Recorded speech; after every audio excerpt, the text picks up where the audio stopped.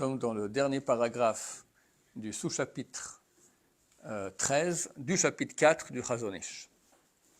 Uma atzmo pishen nochel.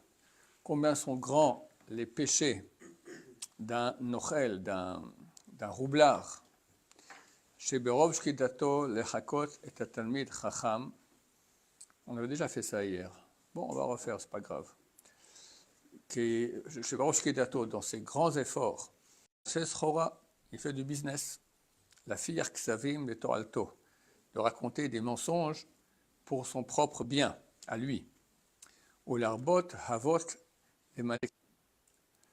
Mais si Massimo Ketamim, il s'est passé pour quelqu'un d'honnête, le Yodea Mirma, qui ne connaît pas toutes les choses fallacieuses. Au Kilu Kol Rachav Mesharim, comme si toutes ses voies sont droites. Au Lertamim, il va de façon honnête, Bedover Tzedek, et il parle des choses de vérité. Bon, comme on a parlé la dernière fois, c'est très courant, surtout en France, où il y a une grande foi. Beaucoup de Français ont beaucoup de foi dans les tzadikim, mais on peu de Torah. Donc on peut facilement les avoir et se faire passer pour un kabbaliste, d'accord, tzadik. Il faut mettre une djellaba, et voilà, c'est pas plus compliqué que cela. Et quand quelqu'un vient, il leur dit « je vois que tu souffres beaucoup. » Ah, comment vous savez? Je vois. Dommage que tu viens que maintenant, si tu es venu déjà avant, je t'aurais évité beaucoup de souffrance. Et ils prennent des chèques très importants. Et puis, quand ça ne marche pas, leur bénédiction, alors vu que les juifs sont tellement croyants, bon, quel sadique a fait une bénédiction, ça n'a pas marché, mais des fois ça marche. Par exemple, comme j'expliquais comment on fait. Il y a une jeune fille qui rentre. Elle a 24-25 ans. Je lui dis direct, avant qu'elle parle, je vois que vous cherchez un bon khatan. Ah, comment vous savez? La prochaine bénédiction, dans 3 mois, vous êtes fiancés. Bon, elle fait ça sur 200 filles qui sont passées le voir. Sur ces 200, il y aura bien une qui va se fiancer, sur les 200, de point de vue statistique. Les 199 qui ne sont pas fiancés, ils disent, bon, on leur a fait une bénédiction, ça n'a pas marché. Mais il reste un grand sadique. Mais celle qui ça a marché, elle raconte à tout le monde. 5000 personnes seront au courant que le sadique, il a béni, pendant 3 mois, et hop, voilà, elle est fiancée. Et donc, le sadique, il n'y a plus que 200 filles, il y a 2000 filles qui passent maintenant, d'accord? Elle fait le même coup. Voilà, c'est des combines comme ça. Et là, il y en a plein, surtout en France, comme je dis, où les gens ont beaucoup de foi dans les tzadikim et très peu de Torah. Im megunot hen midot mushratot le sha'atan. Si elles sont laides, les mauvaises midot, à leur moment, marabu mashratotam kshehen matmidot. Combien elles sont plus laides lorsqu'elles sont fréquentes, continues. Hatmada mesaretet betsurat hanefesh, surtout yatsi vekayam. La fréquence, le fait qu'on refait le même péché plusieurs fois. Au niveau des midot ici, il parle, par exemple le mensonge dont on est en train de parler. Alors ça fait une trace dans l'âme solide et qui sera existante, d'accord, qui va perdurer. Oma'eh hapartsuf vetavnito mashir acharav. Et la vision du visage, la forme du visage, la forme et ce qu'on voit du visage et sa forme laisse derrière lui atmadat ha'ma'asim hatovim v'hara'im shel ba'aleha. On voit sur eux la fréquence que les gens ont de faire des bonnes actions ou mauvaises actions. Au bout d'un moment, bon, je ne sais pas si nous on est à ce niveau-là, mais il y en a qui voient sur le visage, d'accord? Il y en a que sur leur visage, tu comprends que si tu vois la tête de si noire, tu comprends qu'on ne peut même pas la regarder tellement c'est horrible. D'accord? Il y a des têtes qui ont des têtes de tzadikim ou des têtes de Rechaim. Vous lisez dans le livre? Non? Bon, pas besoin, je traduis. Boker Tov. Ben Adam, je dis Sheker et Sha'ato. Un homme qui a dit un mensonge un instant. Tsurato, Tsurat Adam. Il conserve la forme, l'allure d'un être humain. Vesh Bochet, il a un péché.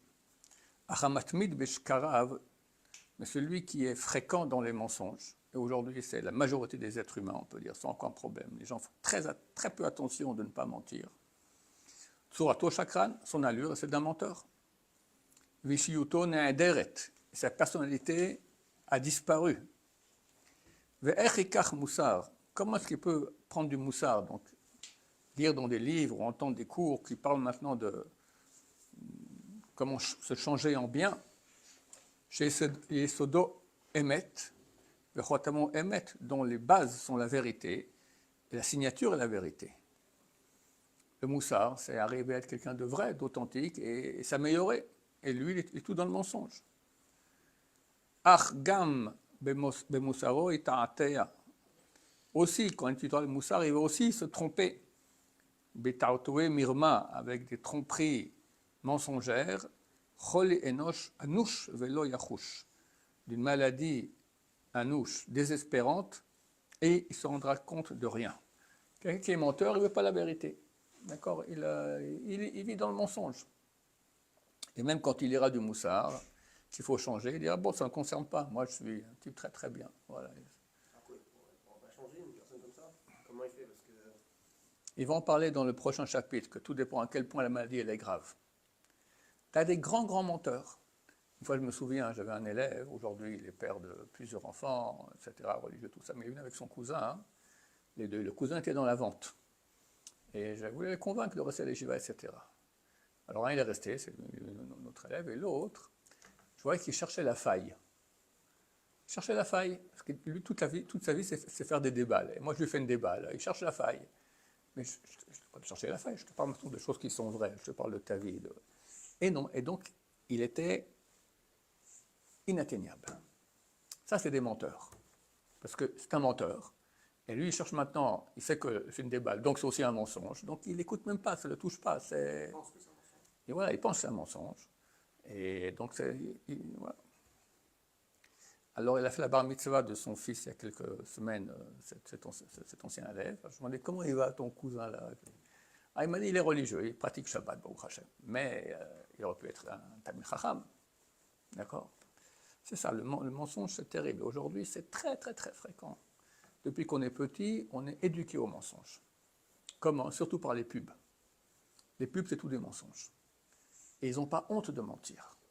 Il y a les Français, ils ont une voiture qui s'appelle la Renault. D'accord? Alors sur les plaques en Israël, il y a toujours une petite phrase comme ça de vente de la firme. Alors c'est marqué Renault, elle ne va jamais au garage.